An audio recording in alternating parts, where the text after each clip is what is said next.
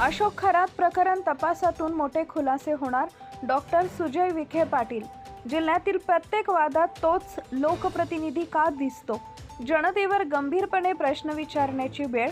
शिर्डीमधून ईद निमित्त डॉक्टर सुजय विखेंचा एकतेचा संदेश. अशोक खरात प्रकरणाच्या पार्श्वभूमीवर डॉक्टर सुजय विखे पाटील यांनी स्पष्ट आणि ठाम भूमिका मांडत संपूर्ण घडामोडींवर भाष्य केले. सध्या समोर येणाऱ्या माहितीमुळे प्रकरणाची गंभीरता वाढत असल्याचं त्यांनी सांगितलंय आणि सत्य बाहेर येणं अत्यावश्यक असल्यावर त्यांनी भर दिला.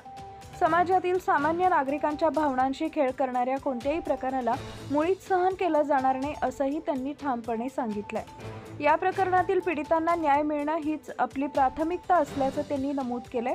विशेषतः महिलांवर अन्याय झाला असल्यास त्यांनी पुढे येऊन तक्रार करावी असं आवाहन त्यांनी केलंय.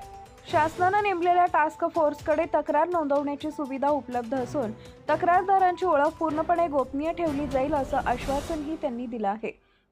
पोलीस तपास सध्या सुरू असून येत्या काळात अनेक धक्कादायक बाबी समोर येऊ शकतात असं त्यांनी सांगितलंय. काही व्हिडिओमधून नगर जिल्ह्यातील एका प्रभावी राजकीय व्यक्तीच्या सहभागाचे संकेत मिळत असल्यानं प्रकरण अधिकच गुंतागुंतीचं बनलंय. तपास यंत्रणा आपलं काम करत असून कोणीही दोषी आढळल्यास त्यांच्यावर कठोर कारवाई होणार असल्याचं त्यांनी स्पष्ट केलंय. जिल्ह्यातील प्रत्येक वादात तोच लोकप्रतिनिधी का दिसतो असा सवाल उपस्थित करत डॉक्टर सुजय विखे पाटील यांनी वारंवार वादग्रस्त घटनांमध्ये एका लोकप्रतिनिधीचा चेहरा समोर येत असल्याकडे लक्ष वेधले. ही केवळ योगायोगाची बाब आहे का की त्यामागे काही वेगळं वास्तव दडलंय याचा गंभीरपणे विचार करण्याची वेळ आता जनतेवर आली आहे असं ते स्पष्टपणे म्हणाले. आपण निवडून देत असलेले लोकप्रतिनिधी खरोखरच समाजाच्या हितासाठी काम करतात का की ते फक्त वादांमध्येच दिसून येतात? दरम्यान रमजान ईदच्या निमित्तानं डॉक्टर सुजय विखे पाटील यांनी शिर्डीत मुस्लिम बांधवांना शुभेच्छा दिल्या. ईदगाह मैदानावर उपस्थित राहून त्यांनी नागरिकांशी संवाद साधत एकोप्याचा आणि बंधुभावाचा संदेश दिला.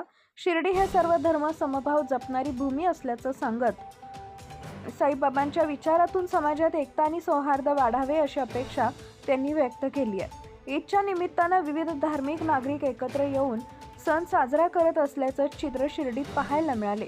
या प्रसंगी डॉक्टर विखे पाटील यांनी सर्वांना शांतता, आनंद आणि समृद्धीच्या शुभेच्छा देत समाजात एकात्मता टिकवण्याचं आवाहन केलंय. आता जी गोष्ट समोर आलेली आहे ती अत्यंत दुर्दैवी ज्या पद्धतीने आपल्याला आज जे काही टप्प्याटप्प्याने व्हिडिओचे खुलासे होत आहेत, अजून जवळपास अशा असंख्य गोष्टी आहेत जे आपल्याला पुढं पाहायला मिळतील.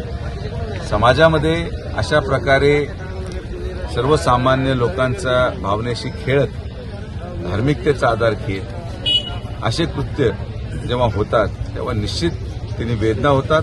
मला विश्वास आहे की आता यामध्ये शिर्डीमध्ये दोन प्रकारचे लोक असतील या प्रक्रियेमधले. एक जे त्या प्रक्रियेची पीडित लोक असतील, म्हणजे या पीडित महिला असतील, त्यांचा एक वेगळा वर्ग आहे.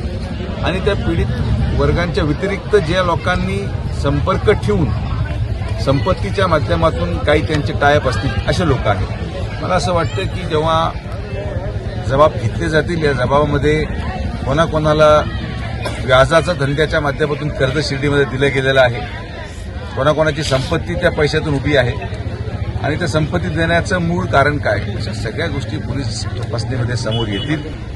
महिनाभर थांबा, आपल्याला सगळ्या गोष्टी स्पष्ट होतील. एका व्हिडिओमध्ये अहिल्यानगरच्याही मोठ्या एका बड्या नेत्याचं असल्याचं सहभाग असल्याचं दिसून येते कार्यक्रमात. आता ज्या पद्धतीने या सगळ्या गोष्टी घडल्याने घटनाक्रम आपण पाहिला, लोकप्रतिनिधी अशा प्रकारे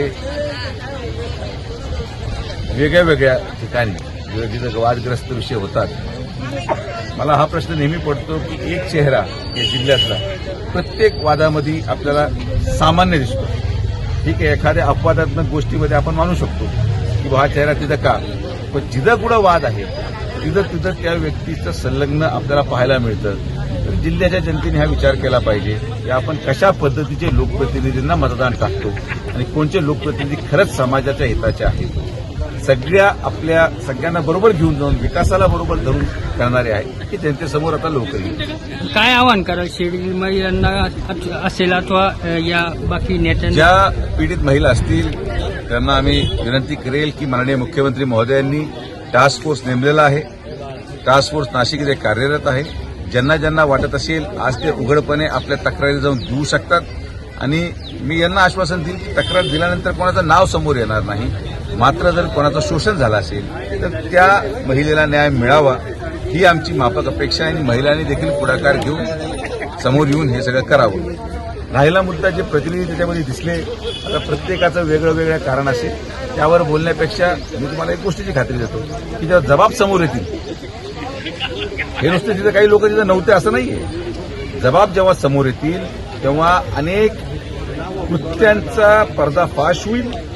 त्या कृत्यामध्ये हा जो व्यक्ती ज्याची अटक झालेली आहे तो किती राजकीय प्रक्रियेमधल्या लोकांचा सेटलमेंटमधून स्वतः एक एजंट होता हे देखील एक महिन्याभरामध्ये तुमच्याकडे पुराव्यानिशी स्पष्ट होणार आहे. Subscribe now and press the bell icon. Never miss an update.